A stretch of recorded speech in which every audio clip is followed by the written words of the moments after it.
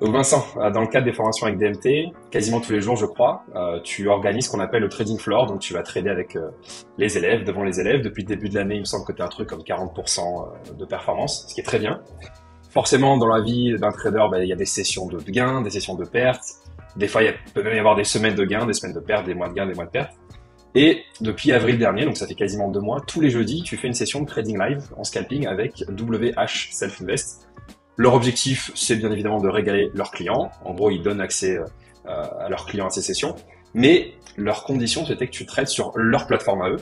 Et c'est ça dont je voulais qu'on parle aujourd'hui, puisque leur plateforme n'a rien à voir avec celle que tu utilises d'habitude. Donc, tu n'as pas les mêmes outils. Pas de footprint, il n'y a pas de cat tick, etc. Donc, on va en parler aujourd'hui. Et il se trouve que tu as une contre-performance dessus. Alors, je sais que des fois tu peux perdre juste parce que la journée était dégueulasse et compliquée, mais tu m'as aussi dit, on en a parlé du coup avant la vidéo forcément, que pas mal de pertes peuvent s'expliquer par le fait que tu n'aies pas les outils adéquats. Et donc je voulais qu'on parle aujourd'hui de l'impact des outils quand on fait du scalping, quand on fait du coup un trading assez minutieux et sophistiqué. Donc l'impact des outils de la plateforme sur tes performances et sur les performances en général, en tout cas ton point de vue. Mais avant ça, si tu veux, on peut déjà parler des pertes. Donc moi je suis plutôt sur du swing, donc j'ai eu l'habitude d'avoir des semaines ou des mois perdants, des fois pendant 2-3 mois t'es perdant, mais le principal c'est qu'en fin d'année tu sois positif. Toi en scalping, les fréquences de gains et de pertes, ça se passe comment en général? C'est, tu arrives à donner une sorte de moyenne, combien de trades gagnants perdants, combien de journées perdantes gagnantes, semaines perdantes gagnantes, etc. Alors, c'est un peu aléatoire. En règle générale, si on le lisse à peu près sur l'année, je dois faire une session perdante dans la semaine. C'est à peu près ma moyenne. Alors après, j'essaye de limiter aussi les pertes, hein, parce que le problème en scalping, c'est qu'on peut tomber vraiment dans l'overtrading, on peut cramer un compte, enfin pas cramer un compte, mais enfin, si c'est possible, si on est par exemple en propre firme. Mais si on n'est pas rigoureux, en fait, on peut cramer une semaine, 2 semaines de gains dans la journée. Parce que voilà, on est dans l'action, du coup, si les émotions commencent à rentrer en jeu, là, on se fait souvent avoir, hein. Tu m'avais parlé d'élèves qui avaient donc effectivement cramé leur compte, ils étaient partis, ils avaient tilté un peu comme au poker. Les dernières semaines, je crois, les derniers jours de leur test de prof firme, Ouais. ça se passe comment ça en général? Alors, en fait, les profils, c'est quand même une très bonne solution parce que on risque pas son capital. Du coup, moi, j'essaye de, au moins pour les premières fois de passage en réel où on veut trader vraiment sérieusement, d'orienter vers les propres firmes. Comme ça, on perd pas d'argent si on se loupe, parce que souvent au début, il y a des petits ratés. Et en fait, la règle des propres firmes, en gros, alors ça dépend des propres firmes, il y a plus ou moins de règles, mais les règles de base qui sont communes à toutes les propres firmes, c'est en gros, si on prend un compte à 50 000 dollars, c'est le compte à peu près moyen, on n'a pas le droit de perdre plus de 3 000 dollars sur le compte. Au bout de 3 000 dollars, voilà, le compte est clôturé, il est fermé, on a perdu le challenge. Et il faut atteindre un objectif de gain de 3 000 dollars pour valider le compte et passer sur un compte où là on sera payé. On va avoir 80% des gains. Donc l'objectif psychologique c'est vraiment d'atteindre les 3 000 dollars. Et j'ai pas mal d'élèves, enfin pas mal, j'en ai quelques-uns qui passent le challenge et en fait arrivés à peu près à 2005, 2008, ils veulent faire la session qui va clôturer le compte. Et là, souvent, ça part mal en fait, hein. Souvent, il y a des loupés. Et si sur ces dernières sessions, j'ai remarqué où il manque 7 800 dollars ou 500 dollars, bien il faut une journée de perte, ils n'arrivent pas à la gérer. Alors que si cette journée de perte arrive au début du challenge, là ils arrivent à se raisonner, à se dire bon, c'est pas grave, etc. Je prends ma perte, je verrai demain. Mais sur la dernière ligne droite, quand il y a vraiment la lumière du bout du tunnel, là, souvent des ratés. Et malheureusement, les pertes sont conséquentes. C'est pour ça que j'ai voulu essayer de régler ce problème. Parce que c'est des élèves qui veulent à tout prix, en fait, ils ont un objectif, c'est de vouloir passer le challenge le plus rapidement possible, ou alors avant la fin de la semaine ou à la fin de la session. Ils veulent absolument pas perdre et du coup, ils prennent pas leurs pertes en fait, ils creusent leurs pertes tout le temps, ils essaient de se refaire. Ça donne souvent le daily loss, hein, de 3 000 dollars qui est touché et le compte qui est pas validé quoi du coup. Donc ouais, ça c'est l'impact de la psychologie. On pourra en reparler une autre fois parce que c'est vrai que ce serait bien qu'on ait le feedback de ceux qui ont suivi aussi la formation de psychologie, voir si ça les a vraiment aidés. Mais du coup, donc sur la fréquence de tes pertes, donc tu disais, ouais, ça t'arrive d'avoir une session de perte par semaine. C'est dû à quoi les sessions de perte? Pourquoi est-ce qu'il y a des sessions où tu gagnes? Pourquoi il y a des sessions où tu perds? Et quand tu dis session, on est d'accord, tu prends plein de trades. Une session gagnante, tu peux avoir des trades perdants, des trades gagnants, mais en fait, ça veut dire qu'à la fin de la journée, tu as gagné. Et donc c'est dû à quoi ces sessions de perte? Est-ce que tu arrives à identifier des raisons pour lesquelles il y a des jours où tu perds? Il y a deux facteurs en fait, hein. C'est soit le facteur humain. C'est par exemple, moi je me dis bah, la journée elle est plutôt directionnelle et je me trompe. Et là, la journée, en fait, elle est pas du tout directionnelle, elle est en range. Mais parfois, on se trompe. Voilà, on se dit ça va partir vers le haut et on essaye de faire un achat une fois, deux fois, trois fois, quatre fois et ça passe pas parce que la journée elle est en range. Alors voilà, ça c'est une erreur d'analyse. Ça m'arrive de temps en temps. Ça c'est le premier facteur. T'es pas infaillible, quoi. Non. C'est-à-dire que tu peux te tromper. Parfois, je fais mon analyse. Pour moi, c'est haussier et je m'entête à être haussier. Je prends des pertes et après, bon, j'atteins parfois mon daily loss, hein, donc j'arrête là et puis voilà. Et juste, je vais rebondir là-dessus parce que te tromper sur une analyse, pour moi, une analyse, tu regardes les graphiques, c'est factuel. Donc, c'est pas, moi, quand je fais une analyse, c'est pas que je me trompe, c'est juste que le scénario que j'ai prévu, en fait, ne se réalise pas. Mais après, de là à dire, je me suis trompé. Là, toi, par contre, tu parles de t'entêter. Donc, c'est quoi? C'est genre, en fait, t'as une conviction et les journées où tu perds, c'est parce que tu restes bloqué sur ta conviction et t'arrives pas à re-switcher ton cerveau sur un autre biais, par exemple. Ouais, par exemple, la dernière fois que je me suis fait avoir comme ça, c'était un marché qui, à chaque fois, cassait les plus hauts. Et voilà, il y avait des pullbacks, etc. Mais derrière, ça repartait pas à la hausse. Et ça a réintégré le range. Et deux, trois fois, on a cassé les plus hauts avec du volume, etc. Il y avait quand même des bonnes confirmations. Mais derrière, une fois cassé, ça suivait pas et ça a réintégré le range. Donc du coup, ben, je me prends une perte, deux pertes, trois pertes. Et puis bon, après, voilà, j'arrête les frais, quoi. Donc, ouais, ça, c'est une des raisons qui peuvent expliquer une journée de perte. Et il y a Voilà. d'autres raisons, j'imagine. Alors ouais, il y a d'autres raisons. Alors une faible volatilité, ça peut m'impacter. Si vraiment on est dans un range qui est vraiment très petit avec une faible volatilité, c'est vraiment pas évident de rentrer en position parce qu'il y a toujours un niveau qui est pas loin. Donc vu que moi je travaille beaucoup de niveau à niveau, parfois ben, ça me bloque un peu. Parfois un petit excès de confiance aussi. Et aussi troisième raison, c'est la forte volatilité. Bon, ça m'arrive un peu plus souvent parce que je travaille à des stops courts. Du coup, je mets 5-6 ticks de stop maximum. Et parfois, ben voilà, je rentre en position, je mets un stop relativement court et le marché revient me chercher au tick près et repart. Ça, voilà, malheureusement, ça arrive assez souvent. Alors, quand j'identifie ça, j'essaie de reculer un peu mes stops de 1 ou 2 ticks, mais parfois ça suffit pas. Et moi, pour moi, dans ma méthode, en fait, il est hors de question que je recule mes stops au-delà de 8 ticks, de 2 points. Voilà, c'est vraiment le maximum. Donc voilà, c'est la forte volatilité aussi. Parfois, ça peut venir nous chasser sur des stops. Alors qu'on avait raison, qu'on avait le bon setup. Mais vu qu'on travaille à des stops courts, malheureusement, des fois, faut accepter la perte sur les stops. Et ça, quand tu dis que ça t'arrive une fois par jour, enfin une fois par semaine, une session perdante, c'est juste un hasard statistique. C'est pas juste une fois par semaine, il y a une session peu volatile ou trop volatile ou dans laquelle tu as une mauvaise conviction. C'est juste que bon, par hasard depuis le début de l'année. Mais en théorie, du coup, tu pourrais avoir toute une semaine de perte, en fait, ou chaque session. Ou est-ce que tu as une sorte de, tu sais, de méga stop en disant, bon, ok, ça fait 2, 3 jours que je perds, je suis peut-être pas en condition, peut-être que le marché est pas pour moi. Enfin, comment tu gères?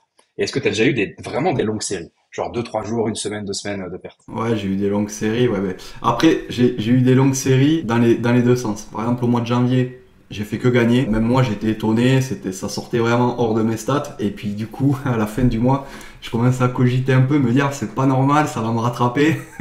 Du coup, je m'attendais à la perte. Chata. Ouais, du coup, je m'attendais à prendre une perte et après, j'ai eu un marché qui a été un peu plus compliqué. Je me souviens plus quel mois c'était. C'était après janvier, 2, 3 semaines après janvier, je pense. 1 ou 2 semaines où j'ai perdu au moins 3 sessions dans la semaine à chaque fois. Alors, je saurais pas expliquer pourquoi, mais après, en fait, les pertes, moi, ça m'impacte pas tant que ça, tant que je reste dans ma limite de perte qu'il faut pas faire. En fait, c'est insister et perdre au gros. Alors après, en pourcentage, que 50 euros, 300 euros, ça veut rien dire entre guillemets. Quand tu dis petite perte, en pourcentage, ça fait quoi? C'est 1%, 0,5% du compte? Ben là, par exemple, là, en ce moment, je suis sur une propre firme. C'est un compte à 50 000 $. On peut mettre 7 lots, jusqu'à 7 lots maximum. Moi, je traite qu'avec 2 lots, quand même, pour protéger les comptes. Et la perte maximale que je m'autorise, c'est 500 $. 1%, quoi. Ouais, au-delà de 500 $, j'ai mis une sécurité, en fait, dans Rhythmic et sur ma plateforme. Et je peux plus prendre de trade. Du coup, ça me permet de faire une belle transition avec WH Self Invest. Donc là, tu m'as annoncé 3 raisons de perte. Il y en a du coup une quatrième, a priori, en tout cas pour toi. C'est la plateforme. Donc sur WH Self Invest, comme je l'ai dit tout à l'heure, en gros, eux, leur deal, c'est ben, viens trader chez nous. Ça permet en gros de contenter un peu nos clients. Ils sont contents, ils voient les traders en action. Ça te donne un peu de visibilité, on va pas se mentir, hein, c'est pas mal. Ça permet aussi de plus te faire connaître. La contrepartie, c'est faut que tu trades avec leur plateforme. Et ben, c'est quoi le problème? Bah, au début, Au début, je me suis pas trop rendu compte en fait du challenge. Parce qu'au départ, en fait, chez WH, je faisais plus des webinaires. J'avais fait un webinaire sur le footprint, j'avais fait un webinaire sur Sierra Chart. Je faisais des webinaires comme ça et on m'a proposé de faire ces sessions de trading live, mais voilà, en contrepartie, il fallait être sur leur plateforme. Et bon, pour moi, je pensais que ça allait passer. Et en fait non, ben, je me suis rendu compte que déjà la plateforme, elle était assez différente de ce que j'ai l'habitude de voir, même sur Sierra Chart. Bon, Sierra Chart, c'est difficile de faire pire pourtant, mais ils ont vraiment des bons outils, comme par exemple le carnet d'ordre. Le carnet d'ordre, c'est la première chose vraiment qui m'a bien perturbé chez WH. Normalement, un carnet d'ordre classique chez toutes les plateformes, il y a le carnet d'ordre qui est fixe et le prix bouge dans le carnet d'ordre. Donc, c'est relativement facile de placer ses stops et ses TP parce que quand on veut placer un stop, le prix ne bouge pas. En fait, c'est juste le prix de l'actif qui bouge. Mais l'échelle de tick, en fait, de points ne bouge pas. Et chez eux, Parce que quand tu mets ta souris sur un niveau de prix, euh, tu sais que ce niveau de prix bouge pas, donc t'as pas besoin de bouger ta souris. Alors que sur WH Self Invest, l'échelle en fait monte et descend, et du coup t'es obligé de réadapter. Alors ça a l'air insignifiant, mais du coup toi ça t'impacte. ouais, ça m'impacte parce que je travaille beaucoup sur pullback. Enfin, moi, je rentre pas au marché en fait, très rarement. Donc, au marché, c'est facile. Si tu appuies sur un bouton, on te rentre. Mais moi, je rentre souvent sur pullback. Et sur pullback, voilà, il faut avoir le juste prix. Donc, pour placer son ordre limite, en fait, pour que le prix revienne dessus et repartir vers le haut. Ou alors, des fois, j'ai une bougie impulsive, ça passe pas un niveau. Et là, je vais attendre de remonter sur des zones de fort volume, etc. Enfin, là où ça bataillait, en fait, juste avant. Ben là, c'est problématique de placer des ordres à la limite, enfin des ordres en attente parce que ben, le prix bouge tout le temps. Donc, c'est pas évident. Et hier, donc t'as fait une session. Donc aujourd'hui on est vendredi, hier c'était jeudi, donc je sais pas quand est-ce que cette vidéo sortira, mais on la tourne le vendredi 7, donc c'est le lendemain du jeudi 6, forcément. Et hier, tu as fait donc une session de perte, mais par contre, c'était intéressant parce que la semaine dernière, donc la semaine d'avant, tu as fait une session de perte avec WH Self Invest. Et on en a parlé après, on a débriefé ensemble avec Thibaut aussi, hein, on se fait quand même des calls ensemble. Et c'était à cause des outils, quoi. T'étais blasé à cause des outils que t'as pas pu faire. Par contre, hier, tu aurais perdu même avec tes outils. Donc c'est-à-dire que des fois, c'est pas juste la plateforme, si je me rappelle. Après, les trades que j'ai pris, clairement, j'aurais pas pu détecter que ça allait pas partir. Donc, bon, pour moi, c'est des beaux trades, hein. Je les aurais pris quand même. Après, la seule chose qui aurait pu faire la différence, c'est que si j'avais eu peut-être ma plateforme, le footprint, alors, parce que pour résumer un peu, à la base, je tradais pas du tout avec Sierra Chart ouvert, avec Mhm. WH, et ils voulaient développer le 4 tick réversal sur leur plateforme parce qu'ils ne peuvent pas développer le footprint, je ne sais pas pourquoi, enfin c'est pas possible en tout cas. Donc le footprint on oublie complètement et moi Juste je me pour suis... rappel, le footprint, c'est... C'est de toute façon, tu peux regarder, tu peux montrer après sur ton écran, mais... le footprint, voilà, c'est ça, c'est des bougies en fait avec les ordres exécutés à l'intérieur. On voit les... Ok. Et ça donne pas mal d'indications qui sont très pertinentes. Mais le projet, en gros, avec WH, c'était vraiment d'essayer de reconstruire un 4 tick réversal avec les volumes qui vont avec pour pouvoir faire une stratégie et que leurs clients puissent trader cette stratégie sur leur propre plateforme. Donc, ce que j'ai fait, bon, là, vu que je m'étais pris quand même pas mal de pertes, hein, c'était pas la première session où j'avais perdu. Je me suis entendu avec Raphaël de WH qui m'a dit bon, ben, t'as qu'à prendre ton 4 tick à côté et trader avec ton 4 tick. Et c'est ce que j'ai fait. Seulement, tous les setups que j'ai pris, bon, j'ai pas eu que des pertes, j'ai pas fait que des pertes, mais la journée a quand même été perdante. Mais les setups que j'ai pris, c'était des bons setups. Mais le petit souci en fait avec la méthode de 4 ticks, c'est pour ça que moi derrière je me suis orienté vers l'order flow parce que moi le 4 ticks c'est vraiment la première méthode qui m'a rendu rentable. Mais seulement, je m'étais rendu compte que dans les journées d'orange, ben, je performais pas, souvent je perdais, voilà, je faisais à peu près les mêmes pertes que j'ai fait chez WH, c'était quand même assez contrôlé. Mais voilà, c'était une méthode intraday, c'est pas du scalping, c'est pas vraiment du scalping le 4 tick, on peut pas trop trader en range avec du 4 tick réversal, ça se traite plus avec un footprint ou alors même graphiquement hein, si on veut trader en range. Et du coup, ben, voilà, j'ai essayé de faire cette méthode du 4 tick réversal. J'avais mon graphique à côté qui était ouvert Mais seulement vu que c'était une belle journée de range sans volatilité, ben voilà, j'ai perdu. Donc si je résume, le 4 tick, c'est une manière de représenter les graphiques, hein. C'est juste que les bougies ne durent pas genre 1 minute, mais à chaque fois qu'il y a 4 ticks de changer, ça crée une nouvelle bougie. Et donc ce que tu me dis, c'est que cette représentation graphique, elle est pas top quand on est dans un range. Dans un range, en général, tu utilises donc le footprint. Et là, manque de bol, hier, tu as utilisé le 4 tick sur WH Self Invest avec la plateforme à côté. Mais comme hier, du coup, c'était une journée range, bon, bah forcément, Ah, c'était une journée ça vraiment n'a pas avec un marché. petit range. Donc, ouais, j'ai pas eu de Après, on chance non plus. relativise. En fait, le seul truc qui est relou, c'est que ça fait donc depuis le début avec WH Self Invest, les résultats c'est quoi en pourcentage? Depuis avril, Mais depuis on va avril, dire moins 1,5. ouais, en fait, je trade pas en réel, hein. Je trade sur un compte, sur un de leurs comptes démo. Mais sur leur Mhm. compte démo, avec un compte démo de 50 000 $. Et là, à l'instant où je parle, j'en suis à 47 800 $, quelque chose comme ça. On est sur du moins 5% à peu près. Ouais, quelque chose comme ça, ouais. Mais de l'autre côté, t'es à plus 40 quelque chose. T'as combien sur avec les trading live avec les élèves? Sur les trading live, je suis un peu plus. Alors, j'ai pas calculé cette semaine, mais ouais, j'étais un peu plus de 42%, quelque chose comme ça, sur Ouais, l'année. donc en combiné en tout, ouais. On va dire tous les jeudis pour l'instant sur WHSATV, ça te fait des pertes d'à peu près 5%. Et avec les trading live avec les élèves, du coup, t'es à 42. Donc l'un dans l'autre, t'es, on va dire, à 35-37% depuis le début de l'année sur ton scalping. Et c'est juste pas de bol que ça tombe les jeudis, Après, c'est pas de bol tes aussi, journées mais pertes, du coup, ouais, ça. c'est. Après, en trading live, je suis beaucoup plus patient. Parce que en trading live, ben, moi, s'il y a rien à faire, en gros, ben, je vais rien faire.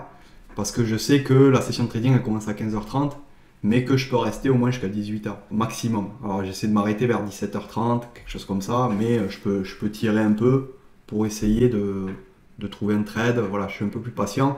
Alors que chez WH, je commence à 15h30, à 16h30 c'est terminé, donc j'ai vraiment que 1 heure à faire mon Ah. trading. Donc je pense que si j'étais resté un peu plus longtemps, ben, j'aurais pu essayer de rattraper un peu la perte. J'aurais pas fini positif, mais j'aurais. Après, de toute façon, t'es pas, ah, et après, t'es parti en live avec les élèves. Après WH Self Invest. Et là, t'as utilisé, tu m'as dit tout à l'heure, vu que c'était un range, t'as viré le fortic et t'es passé sur le footprint. Ouais, voilà, ouais. Ben, après, je l'ai toujours d'affiché le 4 tick, mais ouais, vu qu'on était en run, je me suis concentré vraiment sur le 4 tick, le footprint, pardon. Et là, en fait, ben, sur les zones de range, le footprint c'est vraiment très intéressant parce qu'on voit les reprises de flux, on voit là où ça défend exactement. Donc c'est beaucoup plus facile de pouvoir prendre un bas de range et savoir surtout si ça défend ou pas. Parce que mon trading, en fait, il est assez simple. J'identifie des zones et quand on arrive sur ces zones, je regarde ce qui se passe. Je regarde si les acheteurs ils attaquent, les vendeurs ils attaquent, si les vendeurs ils défendent ou les acheteurs défendent, si ça défend plutôt au carnet, si ça défend plutôt avec des ordres au marché. Et une fois que Ça, ben, ça veut je dire sais. quoi? Défendre au carnet, ça veut dire quoi? Alors par exemple, sur un range ou sur un niveau, tu peux avoir par exemple, tu as un niveau qui est au-dessus de toi. Tu as la bougie qui va arriver sur ce Mhm. niveau. Et là, tu vas avoir les acheteurs qui vont mettre des lots, ils vont mettre des lots, ils vont mettre des lots. Tu vas avoir des lots, en fait, un nombre de lots supérieur à la moyenne qui va arriver sur ce niveau-là. Mais les acheteurs vont pas arriver à faire grimper le prix. Parce que au carnet d'ordre, les ordres passifs, en gros les ordres qui ne sont pas exécutés, hein, les ordres qu'il y a dans le carnet d'ordre, eh bien à chaque fois qu'ils vont se faire manger, ils vont rajouter des lots, rajouter des lots, rajouter des lots pour absorber justement tous ces lots au marché des acheteurs. Et souvent après, dès qu'il commence à y avoir une petite faiblesse des acheteurs, que les acheteurs commencent à arrêter enfin, à réduire le nombre de lots qu'ils mettent sur le marché, là souvent ben, les vendeurs mettre des lots au marché pour pousser le prix et en fait ça traduit un épuisement des acheteurs, enfin une défense en fait des vendeurs qui absorbent les lots au carnet d'ordre, qui pour voilà ils rechargent à chaque fois le carnet d'ordre pour éviter que le prix monte et derrière dès qu'ils commencent à avoir des signes de faiblesse des acheteurs, ben, ils mettent des lots au marché pour en plus pousser le prix vers le bas. Ça en fait c'est très visible sur le footprint, c'est assez facile en fait de prendre ce genre de setup là. Donc si on résume, les sessions de perte, ça peut être erreur humaine, donc puisque tu as un biais, une conviction, bref, t'es têtu. Ça peut être juste pour les conditions de marché, hein, normal, donc peu volatile ou trop volatile. Et l'outil que tu utilises. Alors après, ma question c'est, est-ce que tu penses qu'à terme, tu pourrais t'habituer à la plateforme WH Self Invest, où c'est un no-go, quoi. T'as vraiment besoin absolument de ton footprint, du carnet d'or, du coup, qui bouge de la manière dont il bouge, enfin, dont t'as besoin qu'il bouge, et le 4 tics, du coup, en représentation graphique. Ça, c'est vraiment la condition sine qua non. Toi, tu pourrais pas réussir à scalper correctement sans ça. Ouais, après, faire de l'intraday, juste avec du 4 ticks, oui, ça c'est possible. Mais voilà, il faudrait peut-être. Après, c'est des conditions. Moi, je vois quand je tradais que avec le 4 ticks à l'époque, je connaissais pas trop le footprint, ou alors je le connaissais, mais je m'y aventurais pas. Bien, j'étais très très patient. Donc, j'étais capable de passer des journées entières sans mettre un trade. Donc, c'est ça aussi la condition, c'est que si tu veux faire de l'intraday, faut pas être impatient, il faut vraiment attendre des setups intraday et faut pas essayer de faire trop du scalping avec du 4 tick reversal. Et après derrière si tu veux faire du scalping, c'est plus du footprint etc. ou des plus petites unités de temps comme par exemple du 5 secondes ou quelque chose comme ça. Mais voilà, en fait c'est tout part de l'analyse quoi. Tout part de l'analyse, borner ton marché, te dire bon ben voilà si je franchis telle zone, ben voilà c'est qu'on a cassé un plus haut, on a cassé un niveau important donc du coup ben pour moi, ça veut partir vers le haut ou ça veut partir vers le bas. Et ensuite, tant qu'on reste dans cette zone de range où il ne se passe pas grand chose, où on n'a pas vraiment de confirmation, le marché ne nous dit pas qu'il veut partir à la hausse ou à la baisse, ben, attendre et ne rien faire. Donc oui, c'est possible, mais voilà, faut quand même être patient. Et après, il y a aussi le facteur chance, hein, avec les fausses cassures, les réintégrations, etc. Voilà, est-ce qu'il y a une news juste avant, est-ce qu'il n'y en a pas? C'est tout ça à prendre en compte, quoi. Ok, eh ben, merci, Vincent. Avec plaisir. T'as une session de trading live cet après-midi? Ouais, session trading live. Eh ben, écoute, bonne chance, hein. Espérons que celle-ci soit, Merci. soit des bonnes conditions. Ok, Ça ciao, devrait Vincent. aller, merci. Ciao, merci.